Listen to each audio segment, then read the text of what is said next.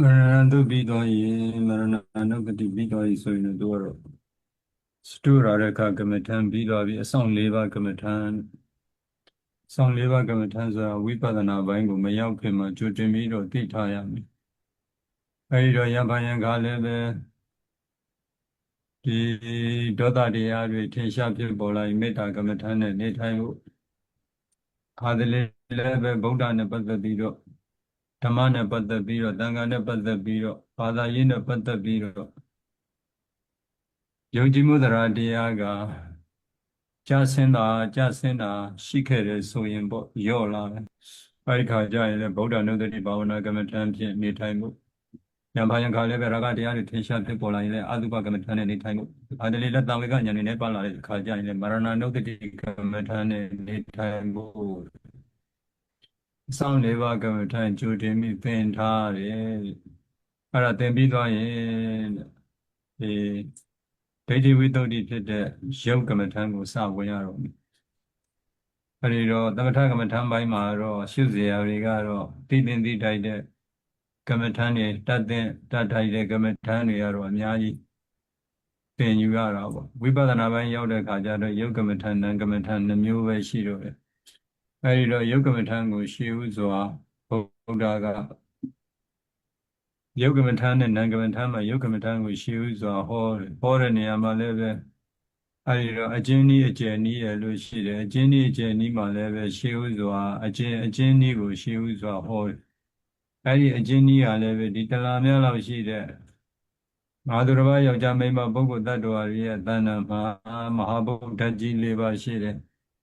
အဲဒီဓာတ်ကြီး၄ပါးကိုလည်းပဲပထဝီဓာတ်ရှိတယ်အာဘောဓာတ်ရှိတယ်တေဇောဓာတ်ရှိတယ်ဝါယောဓာတ်ရှိတယ်ပေါ့ဒီရူပကာယဤတည်တဲ့အတိုင်းထားရင်ထားတဲ့အတိုင်းဆိုပြီးတော့ဓာတ်ကမ္မထံယုတ်ကမ္မထံစပြီးတော့ဝင်ရတယ်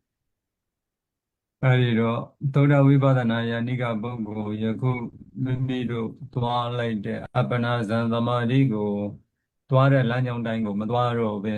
ဝိပဿနာကိုဓာတ်ရိုက်ရှုကျင်ပါတယ်ဝိပဿနာကိုဓာတ်ရိုက်ရှုကျင်ပါတယ်ဆိုတဲ့ပုဂ္ဂိုလ်ကအဲ့ဒီဓာတ်ကမ္မထံနဲ့သမာဓိထူထောင်ရတယ်ဓာတ်ကမ္မထံနဲ့သမာဓိထူထောင်ရတယ်ဆိုတာလည်းပဲတော်တော်များများကမသိဘူးဝိပဿနာဓာတ်ရိုက်ရှုတယ်ဆိုတာကဘယ်လိုရှုမှလဲပေါ့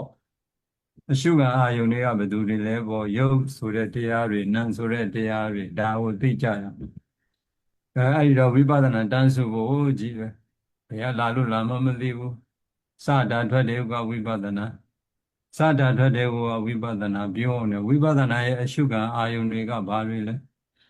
အဲ့ဒီတော့အရှုခံအာယုန်တွေကိုသိနိုင်တယ်ဆိုတဲ့သမာဓိတွေကဘာတွေလဲဒါတွေလည်းမသိကြဘူးအဲ့ဒီတော့သုဒ္ဓဝိပဿနာယာနိကပုဂ္ဂိုလ်တွေသွားတဲ့လမ်းကြောင်းဆိုရင်လည်းဒီဓာတ်ကြီး၄ပါးကမ္မထမ်းဖြင့်သမာဓိထူထောင်ရတာဓာတ်ကြီး၄ပါးဖြင့်သမာဓိထူထောင်တာလည်းအကြောင်းရှိတယ်အာနာပါနဖြင့်သမာဓိထူထောင်တာလည်းအကြောင်းရှိတယ်အာနာပါနဝင်လေထွက်လေလေမှအသွင်ပြောင်းပြီးကျင်လင်တောက်ပါတဲ့အလင်းနမိတ်တွေရအောင်လေနဲ့သမာဓိထူထောင်ရအဲဒီတော့ဒီခန္ဓာအိမ်မှာဓာတ်ကြီး၄ပါးဖြစ်တဲ့ပရမတ်ကိုရှုခံအာယုထားပြီးတော့ဒီဓာတ်တွေနဲ့သမာဓိထူထောင်တဲ့အဲဒီတော့ဓာတ်နဲ့သမာဓိထူထောင်ဒီဓာတ်ကဘာမှရှိတယ်ဒီတဏှာများလောက်ရှိတဲ့ခန္ဓာအိမ်မှာရှိတယ်ပေါ့ယောကြတာကြရေကြပိုင်းခြားပြီးခန္ဓာကိုယ်တစ်ခုလုံးအဲ့ဒီဓာတ်တွေမှာသမာဓိထူထောင်တယ်အတွေ့အထိနာမိတာပွင့်ကြသုံးခုကင်းကင်းနဲ့သွားရမယ်သွားလိုက်တဲ့ခါကျတော့ခန္ဓာကိုယ်တစ်ခုလုံးလင်းလာတယ်ပတာရယုတ်တွေခန္ဓာကိုယ်တစ်ခုလုံးလင်းလာမှသာလေတဲ့သူကယုတ်ကလအမှုံတွေမြင်မယ်အဲ့ဒီယုတ်ကလအမှုံတွေမြင်မှဖြစ်ပြမြင်မယ်အဲ့ဒီယုတ်ကလအမှုံတွေမြင်မှသာလေယမဟာဗုဒ္ဓကြီးလည်းနဲ့ဓာတ်ကြီးလေးပါမိတွင်နေတဲ့ဥပါဒယုတ်တွေပရမတ်တွေဉာဏ်မြင်ဆိုင်အောင်သိသိလို့ရမယ်ရူပပရိက္ခဉာဏ်ပိုင်းသွားလို့ရမယ်ယုံနဲ့သိရမှာအဲ့ဒီတော့ဝိပဿနာရဲ့အရှုခံအာယုံဖြစ်တဲ့ရှေးဥစွာဒုက္ခသစ္စာဖြစ်တဲ့ယုတ်တရားကိုစပြီးတော့သင်ယူရတော့မယ်ဆိုတော့မဟာဗုဒ္ဓကြီး၄ပါးဆိုတာရှိတယ်မဟာဗုဒ္ဓကြီး၄ပါးစာအုပ်ထဲမှာလည်းရှိပါတယ်သင်သက်ရှုတတ်ပြီလားစာအုပ်ထဲမှာလည်းရှိတယ်တရားပြီးတော့လမ်းမှာလည်းရှိတယ်အဲဒီတော့ပထဝီဓာတ်တစ်ခုကိုရှေးဥစွာရှုမယ်ပထဝီဓာတ်မှာမာကျန်လေးပြောချောပေါ့ရှိတယ် ပြီးသွားမှအာဘောဓာတ်မှာယောစီဖွဲ့စီရှိတယ်ပြီးသွားမှဒေဇောဓာတ်မှာဘုံမှုသဘောအေးမှုသဘောရှိတယ်ပြီးသွားမှဝါယောဓာတ်မှာထောက်ကံမှုတွန်းကံမှုဆိုတာရှိတယ်အဲဒီတော့ရှေးဥစွာမဟာဗုဒ္ဓကြီး၄ပါးထဲမှာပထဝီဓာတ်ကိုစရှုမဲ့မာကျန်လေးပြော့ချောပေါ့ဆိုအဲဒီမှာမာကျန်လေးပြော့ချောပေါ့ကိုမာကျန်လေးဖြစ်တဲ့ဂရုပထဝီကိုနောက်မှရှုမယ်အဲဒီတော့တမာရီရှိထားပြီးဖြစ်သည့်အတွက်ကြောင့်မို့လို့ဘယ်ကစရှုလို့ရတယ်အဲဒီတတ္တရာကနေသွားမယ်တဲ့ပြော့ချောပေါ့အနေစသွားလဟုပထဝီကနေပြီးတော့သွားမယ်အဲဒီတော့ပြော့ချောပေါ့ဆိုတာကခန္ဓာကိုယ်မှာပြော့တာရှိရင်ဘယ်နေရာမှာယူလို့လွယ်ကူတယ်လဲယူလို့ရတယ်ပြော့တာလေလက်ညှိုးနဲ့လက်မနဲ့အသာလေးထိလိုက်ရင်ပြော့တာရတယ်နည်းနည်းလေးဖိလိုက်ရင်မာတာတွေတခြားမာတာတွေပေါ်လာတတ်တယ်အောက်နှုတ်ခမ်းအတွင်းသားကိုရှာလေးနဲ့တွန်းလိုက်ရင်ပြော့တာလေးရလိမ့်မယ်အဲ့ဒီကယူအဲ့ဒီပြော့ချောပေါ့ကိုတော့ဥခေါင်းပိုင်းကနေယူလို့ရတယ်ပြော့တာချောတာအဲ့ဒီတော့ပြော့တာကိုရရှိပြီးတဲ့တမာတိကိုထူထောင်ရမယ်အာနာပါနစရုဒ္ဒဇံတမာတိထူထောင်ပြီးပြော့ရင်သာမိမိရဲ့လျှာဖြင့်ထောက်ထားကြည့်တယ်ထောက်ပြီးတွန်းကြည့်တယ်ပြော့နေတယ်ရှားကလည်းပြော့တယ်အောက်နှုတ်ခမ်းအတွင်းသားလေးကလည်းပြော့တယ်လွယ်ကူတော့အဲ့ဒါလေးကိုတွန်းကြည့်လိုက်တယ်ပြော့အဲ့ဒီပြော့ကိုထက်ချက်မကွာသိနေတာအဲ့ဒီသဘောတရားပြော့တယ်ဆိုတဲ့သဘောတရားတွေကပရမတ်ရဲ့သဘောတရား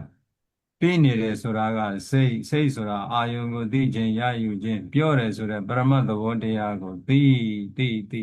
ထက်ချက်မကွာသိနေရမယ်ပြော့တာလေးစိတ်အစဉ်အဲ့ဒီဥစ္စာတမာတိထူထောင်နေတယ်အဲ့ဒီပြောတာလေးကိုထက်ချက်မကွာသိလို့ရင်းနှီးသွားပြီဆိုရင်ဩပြောတယ်ဆိုတာဒီတဏှာလည်းမဟုတ်ပါလား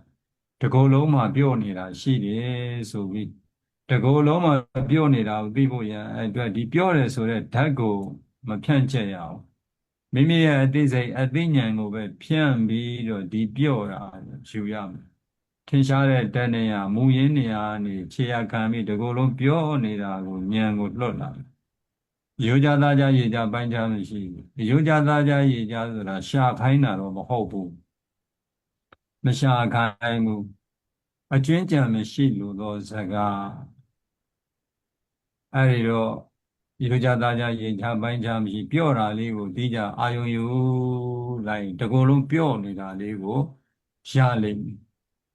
အဲ့ဒီတော့မိမိအသိဉာဏ်ထဲမှာလည်းခံစားရလိမ့်မယ်မိမိရဲ့ခန္ဓာကိုယ်ကကြမ်းခင်းမှာပုံဣနေတယ်လို့လည်းခံစားရလိမ့်မယ်နော်အဲ့ဒီပြောတာလေးကိုရသွားပြီဆိုရင်ချောတာလေးကိုထပ်ရှုလိုက်ချောတာလေးကတော့အဲ့ဒီမှာပဲလွယ်ကူတော့ပေါ့အောက်နှုတ်ခမ်းအတွင်းသားလေးရှာလေးနဲ့သားလေးပုတ်ကြည့်လိုက်တွေလေးစုပ်ပြီးပုတ်ကြည့်လိုက်အဲ့မှာသူချောနေအဲ့ဒီချောတာလေးကိုထက်ချက်မကွာဖိနေရမရွတ်ရအောင်သိထက်ချက်မကွာသိစိတ်အစဉ်တိုင်းမှာသိနေတာအသိပဲတမာရီထူထောင်တော့တခြားအာယုံသွားသိရင်ဒီသဘောတရားလေးကိုသိတော့မှမဟုတ်တော့သိအဲ့ဒီသိမှုကဒီချောတာလေးနဲ့ရင်းနှီးသွားပြီဆိုရင်တကူလုံးချောနေတာကိုသိဖို့ရန်အတွက်ရိုးကြသားကြရေကြပိုင်းခြားမရှိမိမိရဲ့အသိစိတ်အသိဉာဏ်ကိုဖြန့်ပါဒီချောတာကိုဖြန့်လို့မရအောင်သူကတောက်စီအောင်သူရှိပြီးသားဖြစ်တဲ့အတွက်ကြောင့်သူ့ကိုသူဖြန့်နေဆိုရင်မှားယွင်းနေအလုပ်တွေမှားယွင်းလိုက်နေဓာတ်ကိုမဖြန့်ရဘူးစိတ်ကိုပဲအသိဉာဏ်ကိုပဲနေချဲ့ပလိုက်ခန္ဓာအိမ်တစ်ခုလုံးကိုချဲ့ပြလိုက်ချဲ့ပြီးတော့ရှုလိုက်တာအာယုံရှုလိုက်တာအဲ့ဒီတော့ချောတာလေးနဲ့ယဉ်နီးလို့တမာရီဖြစ်သွားပြီဆိုလို့ရှိရင်အဲ့ဒီတော့ပြော့တာကိုပြန်ရှုချောတာပြန်ရှုပြော့တာပြန်ရှုချောတာပြန်ဒီနှစ်ခုနဲ့ချိန်ခါခောက်ယဉ်နီးသွားရအောင်တစ်ခုယူတစ်ခုလွယ်ကူသွားရအောင်ချောတာပြီးသွားရင်ပြော့ချောပေါ့တလုံးပေါ့တာတစ်ခုထပ်ရှုမယ်ပေါ့တာဘယ်လိုရှုမှလဲပေါ့တဲ့ဥစ္စာကတော့မိမိရဲ့လက်ကလေးတစ်ချောင်းကိုနည်းနည်းလေး꿰ကြည့်မနှေးမမြန်လေး꿰ကြည့်ခတ်သွက်လေး꿰ကြည့်ဘယ်ကာယဝိညာဉ်ဘယ်အမူအရာရုပ်ကလေးကပေါ့တာလေးကိုလွယ်ကူရနိုင်တယ်လေပေါ့ကိုနှလုံးသွင်းရတာရနိုင်တယ်လေအဲ့ဒီပေါ့တာလေးကိုထက်ချက်မကွာသိနေရမယ်အဲ့တော့တမာရီထူထောင်တာမရွတ်နေနဲ့အဲ့ဒီပေါ့တာလေးနဲ့သိလို့ယဉ်နှီးမှုရှိသွားရင်ပေါ့တယ်ဆိုတဲ့သဘောဒီလိုပဲ ခန္ဓာကိုယ်တစ်ခုလုံးလည်းပေါ့နေတယ်အဲ့ဒီပေါ့တာကိုရှုတဲ့နေရာမှာကြမ်းခင်းတွေထိုင်နေတဲ့နေရာတွေကြမ်းခင်းတွေအကုန်လုံးမေ့ထားလိုက်မေ့ထားလိုက်ပြီးပေါ့တာကိုပဲသိကြအာယုံယူပြီးတော့ပေါ့ရှုပြီးအဲဒီလိုပေါ့တာကိုရှုပေးလိုက်တော့ရိုးကြသားကြရေကြပိုင်းကြမရှိပေါ့တာကိုသိဖို့ရန်အတွက်မိမိရဲ့အသိစိတ်အသိဉာဏ်ကိုဖြန့်ပြီးတော့ရှုပေးပါတဲ့အဲဒီပေါ့တဲ့လက္ခဏာကထင်ရှားဖြစ်ပေါ်လာလို့တမာတိဖြစ်လာရင်မိမိရဲ့ခန္ဓာကိုယ်ကလည်းလေထဲမှာလွင့်နေတယ်လို့လည်းခံစားရလိမ့်မယ်အဲဒီတော့ပြောတာချောတာပေါ့တာလဟုပထဝီနဲ့တမာတိဖြစ်သွားပြီတစ်ခုရှုရင်ဉာဏ်နှစ်ခုတွဲပြီးတော့အသိဉာဏ်နဲ့မှယဉ်နီးနေရမယ်လွယ်လွယ်ကူကူပြောင်းရွှေ့ပြီးတော့ဒီဓာတ်တွေပေါ်မှာတမာတိထူထောင်နှိုင်သွားပြီဆိုရင်ဂရုပထဝီဘက်ကိုရွှေ့ဂရုပထဝီမှာမာကျန်လေးတာကိုထပ်ရှုခုနပြောချောပေါ်မှာထက်ကတက်ကတမာတိထူထောင်ပြီးသွားပြီဆိုလို့ရှိရင်လေးတာထပ်ရှုတရားထိုင်တဲ့အခါလက်နှစ်ဖက်ဒီလိုထားရတာလေအရှိကိုနည်းနည်းလေးငိုက်လိုက်တယ်အရှိကိုနည်းနည်းလေးရိမ့်လိုက်တယ်ခန္ဓာကိုယ်ရဲ့အကူအညီနဲ့ဒီလက်နှစ်ဖက်ရှက်ထားတဲ့နေရာမှာလေးကြသွားအဲ့တော့လေးကြသွားတာအဲ့လေးတာလေးကိုတစ်ဖက်သာသိနေရမရွတ်နေရဘူးသိနေတယ်သိနေအတွေးထိနာမိတ်တာပွင့်ကြသုံးခုကင်းရမယ်အဲ့ဒါသမာဓိထူထောင်တာသိတဲ့ရင်းနှီးသွားပြီဆိုလို့ရှိရင်လေးတယ်ဆိုတာဒီသဘောတရားလေးပါလားအသိဉာဏ်နဲ့မှရင်းနှီးသွားရင်အဲ့ဒီလေးတဲ့တဏှာမြစ်ဖြားခံပြီးတော့ခန္ဓာကိုယ်တစ်ခုလုံးမှာလေးနေတာသိဖို့ရန်အတွက်မိမိရဲ့အသိစိတ်အသိဉာဏ်ကိုဖြန့်ပြီးတော့အသိဉာဏ်ကိုလွတ်ပြီးတော့အကျွင်းချံမရှိလေးတာလေးရှုပေအဲ့ဒီလေးတာလေးကိုလည်းထက်ချက်မှကွာသိနေရမယ်တကူလုံးရင်းနှီးသွားပြီဆိုလို့ရှိရင်လေးပြော့ချောပေါ်ဆိုပြီးလေးခုကိုထက်ကတက်ကရှုပြီးတစ်ခုရှုရင်သုံးခုတစ်ခုရှုရင်သုံးခုဒီလိုတွဲဆက်ပြီးတော့အသိဉာဏ်နဲ့မှလွယ်လွယ်ကူကူပြောင်းရွှေ့ပြီးတမာရီထူထောင်နိုင်အောင်လေ့ကျင့်ပါကပ်ပြီးသွားပြီဆိုလို့ကျမ်းနာတစ်ခုထပ်ရှုမယ်ကျမ်းနာအဲ့ဒီတော့ကျမ်းနာကြတော့တဲ့ကိုယ်ထားတဲ့အဝတ်အထည်ဒီလက်ပမိုးလေးနဲ့အားလေးပုတ်ကြည့်လိုက်အဲ့ဒီဓကမထာရှုမဲ့နေကြရင်နည်းနည်းကျမ်းတဲ့အဝတ်ကလေးရွေးချယ်ပြီးဝတ်ရင်တော့ကောင်းတယ်ခဏခဏဖိပြီးပုတ်နေရင်လည်းပူတဲ့ဘက်ကိုရောက်သွားလိမ့်မယ်ကျမ်းနာမရဘူးအဲ့ဒီတော့လက်သေးလေးနဲ့ဒီလက်ညှိုးကလေးကိုအသာလေးချစ်လိုက်ရင်ကျမ်းနာရနိုင်တယ်မိမိကျွမ်းကျင်တယ်လို့ယူပါတဲ့အဲ့ဒီတော့ကျမ်းနာလေးအဲ့ဒီကျမ်းနာလေးကိုရပြီဆိုရင်အဲ့ဒီကျမ်းနာလေးကတစ်ဖက်သားမိမိရဲ့အသိဉာဏ်နဲ့မှအဲ့ဒီကျမ်းနာလေးကသိနေထက်ချက်မကွာသိနေသမာဓိထူထောင်ပေးရမယ်မရွတ်နေနဲ့အဲ့ဒီကျမ်းနာလေးနဲ့ရင်းနှီးလို့သမာဓိဖြစ်သွားပြီဆိုရင်ဒီကိုယ်လုံးကျမ်းနာကိုသိဖို့ရန်အတွက်မိမိရဲ့အသိစိတ်အသိဉာဏ်ကိုသာလင်ဖြန့်ပါဒီကျမ်းနဲ့ဆိုတဲ့ဓာတ်ကိုမဖြန့်ပါနဲ့ဒီကိုယ်လုံးဖြန့်ပြီးတော့ရင်းနှီးသွားပြီသမာဓိဖြစ်သွားပြီဒီကိုယ်လုံးကျမ်းနေတာကိုသိဆုံးဖြတ်ချက်ချပါဒီနေရာကျမ်းနေလားဒီနေရာမကျမ်းသေးဘူးလားရှောက်ပြီးမစီစစ်နေနဲ့ဒီလိုကစီစဉ်လို့မရဘူးတဲ့ဆုံးဖြတ်ချက်နဲ့သွားပါတဲ့အဲ့ဒီတော့ကျမ်းနာလေးလည်းပဲရင်းနှီးလို့သမာဓိဖြစ်သွားပြီဆိုရင်ကျမ်းလေးပြော့ချောပေါ်ခောက်ခါရှုတစ်ခုရှုရင်ကျမ်းနာတွေအကုန်လုံးတွဲထင်သွားရအောင်ပြီးသွားပြီဆိုရင်မာရာပြန်ရှုတဲ့မာရာကြတော့ဥခေါင်းပိုင်းကမယူတာကောင်းပါလေအဲ့ဒီမာရာကတော်တော်သူကမကျွမ်းကျင်ရင်နှိမ့်ဆက်တယ်မာရာကလည်းရှုတဲ့နေရာမှာသူကနည်းနည်းလွယ်ကူတဲ့သဘောရှိတယ်ယောဂီတွေကလည်းလွယ်ကူတာနဲ့ပဲနေထိုင်တာများတယ်ဒီဓာတ်တွေရှုတဲ့နေရာမှာသူကဘယ်ဓာတ်ကိုမှမျက်နှာသာပေးလို့မရဘူးဒီဓာတ်လေးကတော့ရှုရတာလွယ်ကူပါတယ်ဒါလေးကသမာဓိဖြစ်တယ်ဆိုပြီးဒါကြီးကိုလွန်ကဲအစွန်းရောက်ပြီးလှုပ်လိုက်လို့ရှိရင်ဒါကမ္မထမ်းယောဂဖြစ်လာတတ်တယ်မရှင်းနိုင်တဲ့ဘက်ကိုရောက်သွားတတ်တယ်မာရာကိုလိုချင်ကြမ်းကင်းတဲ့မိမိရဲ့အသားတနေရာဖိထိုင်ထားတဲ့နေရာခြေမျက်စိတနေရာကြမ်းကင်းတဲ့ထိတဲ့နေရာဘယ်နေရာလေးယူရတာကျွမ်းကျင်တယ်လဲကျွမ်းကျင်တဲ့နေရာလေးကယူမာရာလေးသိနေရမယ်ထက်ချက်မကွာမာရာလေးကိုသိနေရမယ်အဲ့ဒီနေရာမှာယင်းနီးလို့သမာဓိဖြစ်သွားပြီမာရာလေးနဲ့ယင်းနီးသွားပြီဆိုတကိုယ်လုံးမာရာသိအောင်အယုကြသားကြရေကြပိုင်းကြမရှိအဲ့ဒီမာရာလေးကိုသိဖို့ယံအတွက်မိမိရဲ့အသေးစိတ်မိမိရဲ့အသိဉာဏ်ကိုဖြန့်လွတ်ပြီးတော့ကိုဖြန့်ကျက်ပြီးတော့သမာဓိထူထောင်မှာတကိုယ်လုံးမာရာသိ